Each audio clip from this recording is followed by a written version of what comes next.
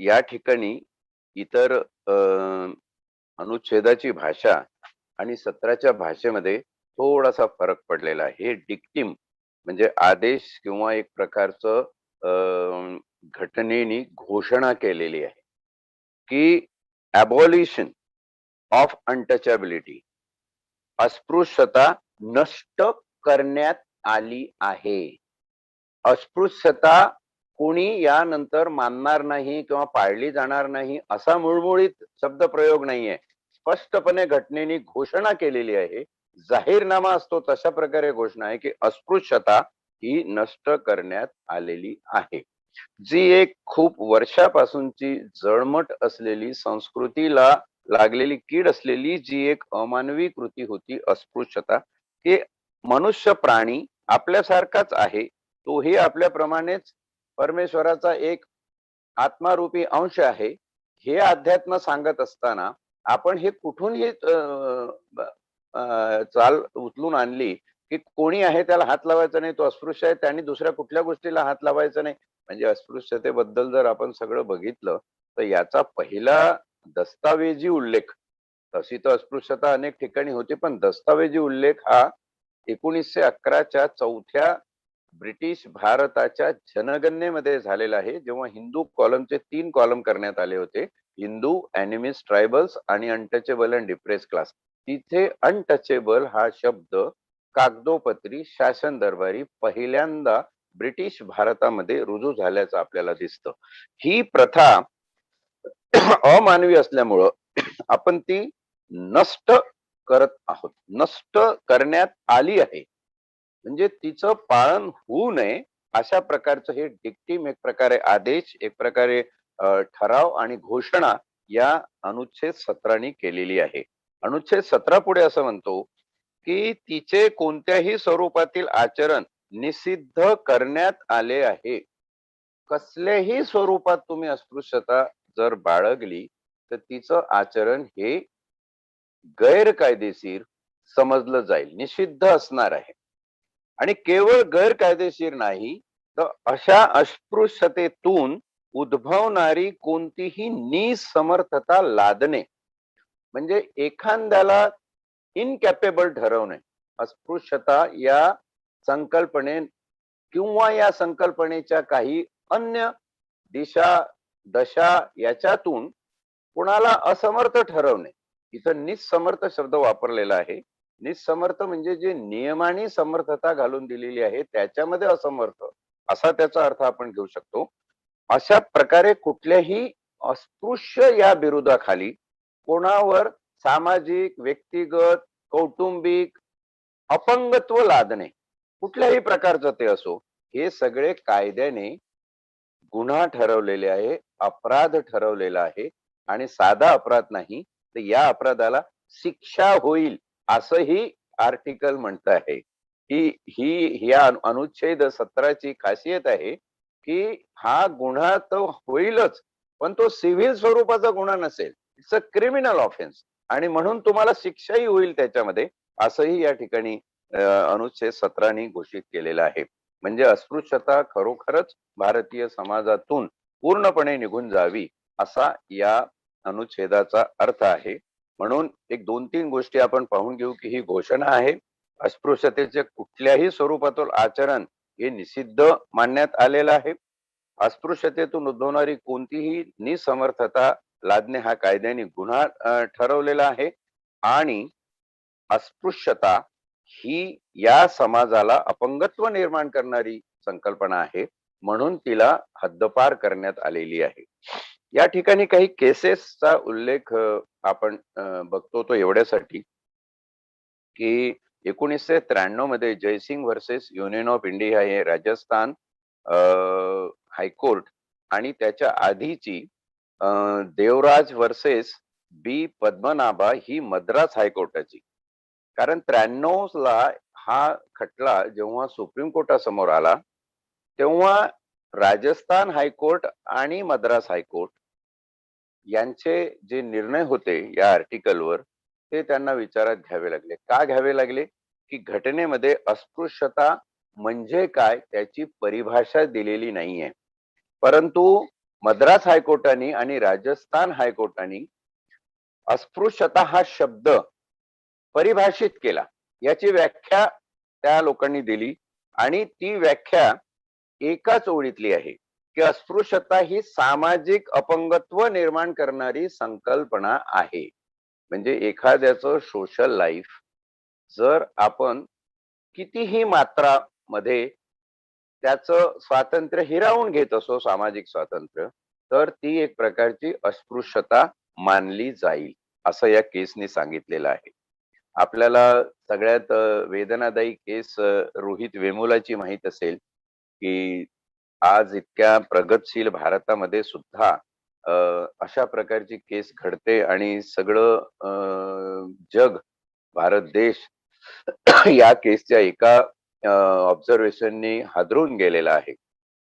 हे सामाजिक अपंगत्व काय आहे त्याची तुम्हाला कल्पना येईल की रोहित वेमुलाची जी सुसाईड नोट आहे, त्या सुसाईड नोट मध्ये जे एक वाक्य रोहित वेमुलाने लिहिलं त्याच्यावर जगातले 3 कादंबरीकार, एक इटलीचा आहे, एक जर्मनीचा आणि एक अमेरिकेचा आहे, 3 कादंबरीकारांनी एक एक नॉव्हेल, एक एक कादंबरी या एका वाक्यावर लिहायला घेतलेली आहे. ती कादंबरी आता प्रकाशित होईल, येईल, आपण ते पुढे बघू. पण हे वाक्य फार महत्वाचं आहे. तो म्हणतो त्या सुसाईड नोट मध्ये की my birth is a fatal accident. अपघाती मृत्यू, फेटल ऍक्सिडेंट. माझा जन्म हा अपघाती मृत्यू आहे. म्हणजे आहे जन्म, झाला तो निर्माण माणूस म्हणून, पण त्याला तिथेच मरून जावंसं वाटतं. कारण जन्माला येतानाच जर मी आईच्या उदरात आहे, आईच्या उदरातून अजून बाहेरही पडलो नाही, तरीही मला जी लेबल लावली जातात की हा अमुक कुळातला आहे, हा अमुक जातीचा आहे, याने अमुकच हे केलं पाहिजे, त्यांनी तमुकच केलं पाहिजे, आणि केवळ मी त्या जातीचा किंवा त्या कुळाचा असल्यामुळं जो माझा अनन्वित छळ या ठिकाणी झालेला आहे, मी कॅपेबल असूनही मला माझ्या न्यायिक हक्कापासून वंचित ठेवला गेलेला आहे. माझी स्कॉलरशिप काढून घेण्यात आली, मला माझ्या हॉस्टेल मधून बेदखल करण्यात आलं. ही जी सगळी पिळवटलेली वेदना आहे ना, या एका वाक्यात तुमच्या लक्षात येईल की अस्पृश्यता हे किती भयान असं विष आहे, एक सामाजिक विष आहे. आणि तिचं निर्मूलन करण्यासाठी घटना कटिबद्ध आहे. घटनेबरोबरच आपल्याला हे दिसेल की जे कायदे आहे ते सुद्धा कटिबद्ध आहे. या ठिकाणी मी 2 कायद्यांचा उल्लेख करेल ज्यांचा प्रारूप सारखंच आहे किंवा एक हा दुसऱ्यातून निर्माण झालेला आहे. पहिला कायदा protection of civil right, PCR आपण म्हणतो, तो 1955 साली झाला. घटनेमध्ये अनुच्छेद 17 आणल्यानंतर अस्पृश्यता ही राहिली. मग त्याच्यासाठी कायदा करून एक प्रोटेक्शन ऑफ सिव्हिल राईट असा एक छानपैकी शब्द वापरला की नागरी हक्क सुरक्षा कायदा, पीसीआर ज्याला म्हटलेला आहे, त्या कायद्याने लोकांचे नागरी हक्क जे आहे ते अबाधित राहतील. आणि कोणाकोणाला काय काय नागरी हक्क आहे हे त्या कायद्यामध्ये त्याच्या व्याख्या देऊन परिभाषित केलेलं आहे. त्यावरही त्यावरही हे थांबत नाही. आणि ज्या अनुसूचित जाती, जनजाती आहेत, आदिवासी आहेत, त्यांच्या जातीच्या उल्लेखाने, जातीच्या नावाने केवळ त्या जातीत जन्मले आहे म्हणून त्यांच्यावर जो अन्याय होतो तो सातत्याने होतच राहिला आहे. याचं स्टॅटिस्टिक, याची सांख्यिकी, याची माहिती ही केंद्र सरकारकडे म्हणजे भयावह माहिती होत राहिली, दरवर्षी त्याच्यामध्ये भर पडत राहिली. आणि म्हणून अपरिहार्यपणे 1989 ला आपल्याला SC/ST प्रिव्हेन्शन ऑफ अॅट्रॉसिटीज ऍक्ट निर्माण करावा लागला. हे दोन्ही कायदे या अनुच्छेद 17च्या अस्पृश्यता नष्ट करणे या विरोधावलीतून निर्माण झालेले आहे. महत्वाचा या ठिकाणी एकच मुद्दा आहे की कुठल्याही बाबतीत कुणालाही दर्जाहीनता देऊ नये, दर्जाहीनतेची वागणूक कोणाबरोबर करू नये. माणसाने माणसाशी माणसासारखं वागावं. यापेक्षा दुसरं बंधुतेचं, फॅटर्निटीचं, स्वातंत्र्याचं आणि समतेचं, सामाजिक न्यायाचं तत्व काही असू शकत नाही. या एका संकल्पनेपायी आपण अनुच्छेद 17 व अनुच्छेद 17च्या अनुरोधाने आलेले हे सगळे केसेस आणि बाकीचं सगळं विवेचन बघितलेलं आहे. इथं एक महत्वाचा पारायण देताना काही संदेश असतो तसा महत्वाचा संदेश एकच आहे की माणसाने माणसाशी माणसासारखं वागावं. या सगळ्या अनुच्छेद 17चा मुख्य उद्देश शोषणाविरुद्धचा आहे की कोणाचंही कुठल्याही बाबतीमध्ये सामाजिक दर्जाहीनतेच्या माध्यमातून शोषण होऊ नये. आणि ते शोषण मान अपमान असेल, पैशाची हानी असेल, हिनवणे असेल, एखाद्याचा नोकरीतला हक्क काढून टाकणं असेल, जाणून बुजून एखाद्याला त्रास देणं असेल. परवाच माझ्याकडे एक अमरावतीच्या सब इन्स्पेक्टरचं प्रकरण आलं. त्यांनी सुसाईड केलेलं आहे.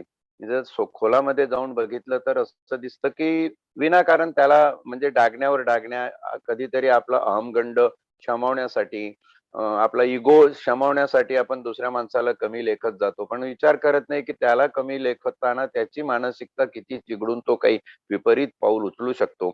अशा वेळी विशेष करून शासन आणि प्रशासनामध्ये जी लोक आहेत किंवा जी लोक जाऊ इच्छितात त्यांनी लक्षात ठेवावं, माणसाने माणसाशी माणसासारखं वागावं.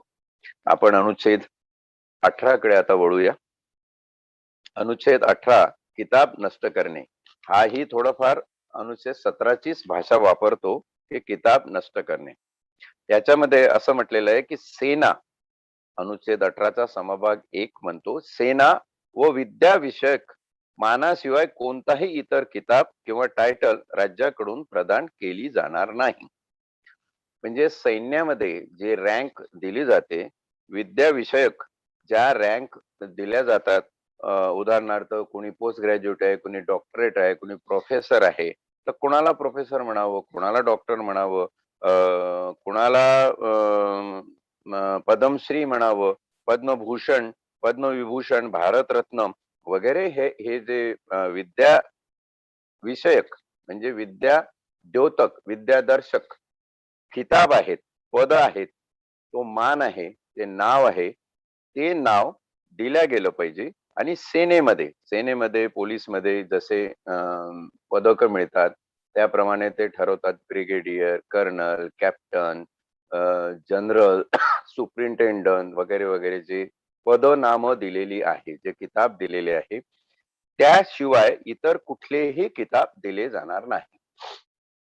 हे अनुच्छेद टाकण्याचा उद्देश एवढाच आहे की ब्रिटिश काळामध्ये काही पदव्या, राव बहादूर असेल, राव साहेब असतील, इनामदार असतील, त्या पंत असतील, काही पंडित, काही आचार्य वगैरे अशा ज्या काही पदव्या होत्या त्या पदव्या दिल्या गेल्या होत्या. आता आचार्य वगैरे पदवी अजूनही आहे काही ठिकाणी, जे जसं बनारस हिंदू विश्वविद्यालय आहे त्यांनी ते प्रावधानिक करून घेतलेलं आहे. तेही आपण पुढे बघू की राष्ट्रपतीच्या संमतीने आपल्याला अशी एखादी संस्कृतीचा म्हणजे ओढा पुढे नेणारी जर एखादी संकल्पना असेल, वहिवाटीने आली असेल, तर आपल्याला ती देता येते, पण त्यासाठी राष्ट्रपतीची संमती आणि परवानगी आपल्याला आवश्यक असते. परंतु असे किताब की जे किताब घटना रिकॉग्नाइज करत नाही, घटनेमध्ये ज्याला प्रावधान नाहीये, असे किताब आपल्याला लावता येणार नाही. ते कोणाला, एखाद्या संस्थेला, कुठल्याही माणसाला धरला आणि किताब देऊन टाकला असं देता येणार नाही.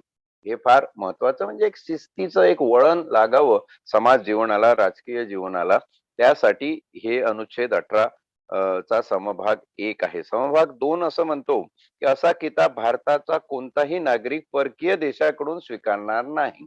अशा प्रकारे जर किताब एखाद्या माणसाला परकीय देश देत असेल, अमेरिकेचा कुठला असेल, पाकिस्तानचा कुठला असेल, निशाणे पाकिस्तान हा किताब दिलीप कुमारांना पाकिस्तान शासनाने जाहीर केला होता.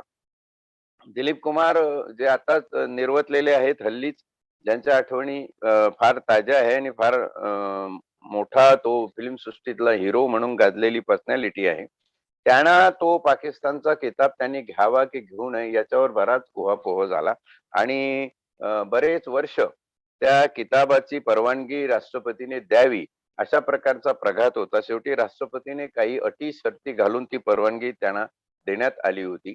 कारण जर एखादं परकीय राज्य युनो सारखं एखादी संस्था असेल, तिने एखादा किताब दिला असेल, तर तो किताब आपल्याला इथं भारतात मान्य करून घेण्यासाठी राष्ट्रपतीची परवानगी लागते. त्याशिवाय परकीय देशांनी दिलेला कुठलाही असा किताब आपल्याला ग्राह्य किंवा मान्य धरता येत नाही.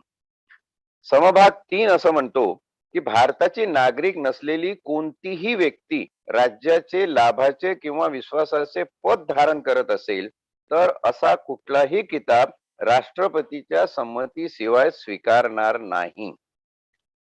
भारताचं नागरिक नसलेली व्यक्ती असं म्हटलेलं आहे. या ठिकाणी जे who is not citizen of India shall, जो भारताचा नागरिक नाही, अनुच्छेद 18चा समभाग 3 आणि समभाग 4 याकडे थोडस लक्ष दिलं तर समभाग 3 काय म्हणतो की जो भारताचा नागरिक नाही अशा माणसाला परकीय राज्यातून मिळालेला एखादा किताब जर ठेवायचा असेल किंवा मान्यता मिळवून घ्यायची असेल तर राष्ट्रपतीची संमती असल्याशिवाय देता येणार नाही. आणि संमती द्यायची की नाही ते राष्ट्रपतीने ठरवायचं. ते पद विश्वासाचं असो, एखाद्या लाभाचं असो, तो माणूस भारतीय सेवेमध्ये आहे पण परकीय नागरिक आहे. उदाहरणार्थ कॉन्सुलेट जनरल वगैरे जे असतात, जे भारताचे नागरिक नसतात पण भारतामध्ये त्यांचं काम असतं, एक विश्वासाचं पद ते त्या दृष्टीने धारण करत असतात. अशा लोकांना जर किताब आपले मिरवायचे असतील किंवा किताब लावायचे असतील नावासमोर तर त्यासाठी राष्ट्रपतीची संमती लागेल आणि राष्ट्रपतीने ती संमती द्यावी की नाही हे ठरवायचं असतं. राष्ट्रपतीने जर दिली नाही तर असा कुणीही माणूस येऊन तो काही सरंजाम सारखा किताब वापरू शकत नाही. समभाग 4 पुढे जाऊन असं म्हणतो की भारताचे नागरिक असलेली व्यक्ती किंवा कोणतीही व्यक्ती राष्ट्रपतीच्या परवानगीशिवाय परकीय देशाकडून कोणतीही भेट, वित्त लब्धी म्हणजे प्रॉफिट किंवा पद स्वीकारणार नाही. असा एखादा किताब जो परकीय देशाने भारताच्या नागरिकाला दिलेला आहे तो जर स्वीकारायचा असेल तर तो राष्ट्रपतीच्या परवानगीशिवाय तुम्हाला स्वीकारता येत नाही. मला आठवतं मी जेव्हा युनोच्या प्रतिनियुक्तीवरती होतो तेव्हा आंतरराष्ट्रीय पोलीस पदक आम्हाला युनो तर्फे बहाल करण्यात आलं होतं. त्याचं एक छोटीशी झलक मी तुम्हाला या ठिकाणी दाखवू शकतो. ते पदक अशा प्रकारचं होतं, निळ्या पट्टीतलं हे जे दिसते हे ते पदक आहे.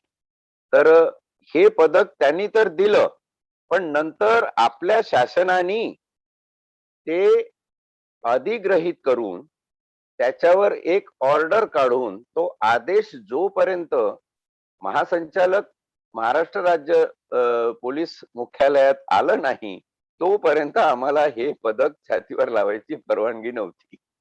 म्हणजे असं कुठलाही किताब किंवा कुठलीही एखादी पदवी तुम्हाला परदेशातून मिळत असेल तर त्यासाठी आपले महामहिम राष्ट्रपती भारताचे यांची परवानगी घेणं आवश्यक आहे. त्याशिवाय या अनुच्छेद 18 वर एकुलती एक केस आणि फार गाजलेली केस आहे, ते Balaji Raghavan versus Union of India 1994 ची.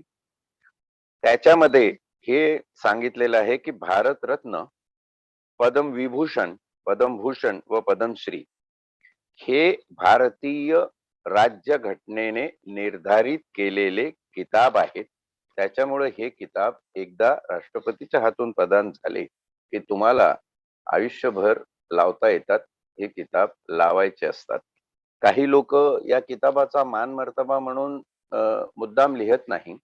म्हणजे असा एक प्रघात आहे जो एक सांस्कृतिक प्रघात म्हटला पाहिजे, एक सिव्हिल प्रघात म्हटला पाहिजे की उठसूट आपण आपल्या नावासमोर पद्मश्री लावायचं नाही. कारण पद्मश्रीचं औचित्य एवढं मोठं आहे की आपण कुठेही पद्मश्री लावत राहिलो तर त्याचं अवमूल्यन सुद्धा होण्याची शक्यता आहे.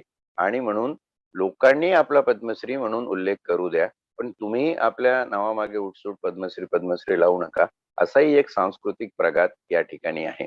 थोडक्यात महत्वाचं असं की अनागोंदी निर्माण होऊ नये. कोण श्रेष्ठ कोण कनिष्ठ, कोणाचा दर्जा मोठा कोणाचा दर्जा कमी, हे घटनेने ज्या पद्धतीने ठरवून दिलेलं आहे, एक सेन्स ऑफ डिसिप्लिन आपल्या सामाजिक आणि राजकीय जीवनामध्ये असावी त्यासाठी हे सगळं केलेलं आहे. पुढे आपण याचा अनुरोधाने अजून बऱ्याच गोष्टी घटनेमध्ये येणार आहे.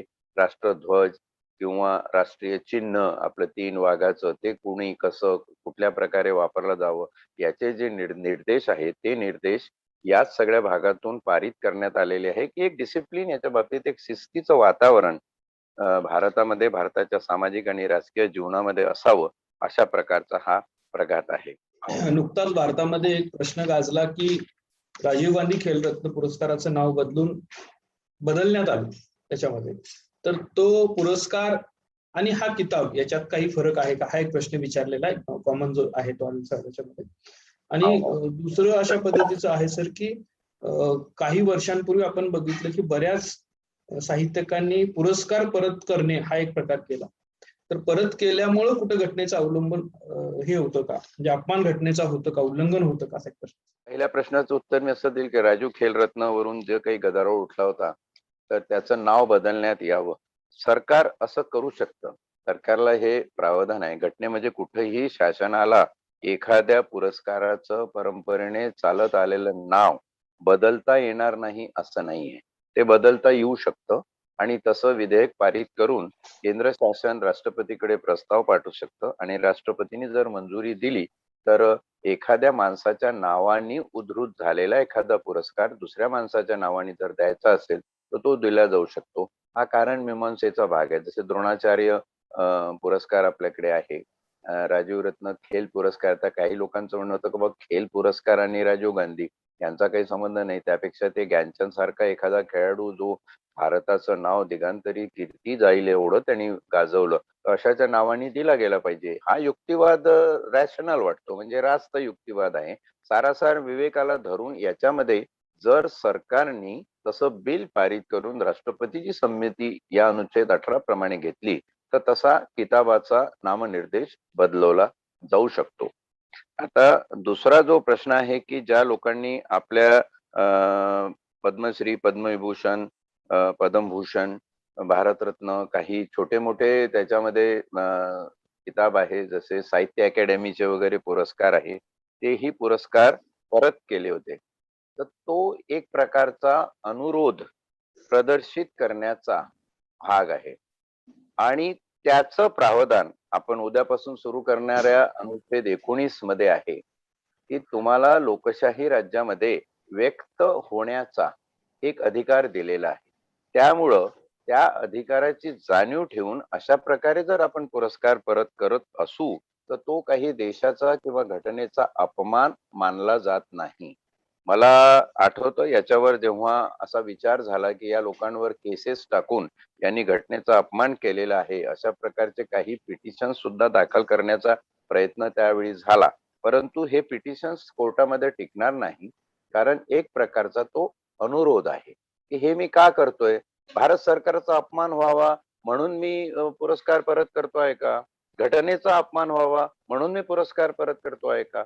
तर याचं उत्तर आहे नाही. तर पुरस्कार परत का करतोय, कारण उद्वेग मला माझं व्यक्त होण्यासाठी एक हे कारण वाटतं की ज्या भारत देशाचा एक लोकशाही पाईक आणि लोकशाही संविधान असलेल्या देशाचा मी एक मानबिंदू आहे. मला अशा प्रकारे काही मूल्य धरून माझ्या आयुष्यातली हा किताब दिला आहे आणि आज जे मूल्यांची घसरण झालेली आहे, आज जे अवमान मूल्यांचा होतो आहे, तर मला राहवत नाहीये. मला वाटतं मला नैतिक दृष्ट्या हे पद्मश्री माझ्याकडे ठेवण्याचा काही हक्क नाही. मानसिक दृष्ट्या मी विकल अवस्थेला गेलेलो आहे आणि अशी विकल अवस्था जेव्हा मी माझ्या एखाद्या कृतीतून प्रदर्शित करतो, जी कृती संविधानाने मला करण्याची मुभा दिलेली आहे, तर ती काही संविधानाच्या विरुद्ध कृती किंवा देशाच्या विरुद्ध कृती होऊ शकत नाही. ती एखाद्या सरकार विरुद्ध होऊ शकेल, एखाद्या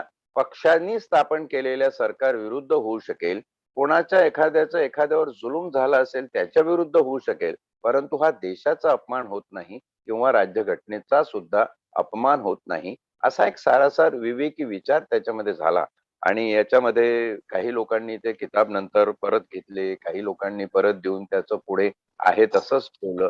ही आपली उद्विग्नता व्यक्त करण्याची एक बाब होती. त्याच्यामुळे याच्यात घटनेचा किंवा देशाचा अपमान होत नाही. हा घटनेचाच मानदंड आहे, हे विद्यार्थ्यांनी लक्षात ठेवा. खूप खूप धन्यवाद सर.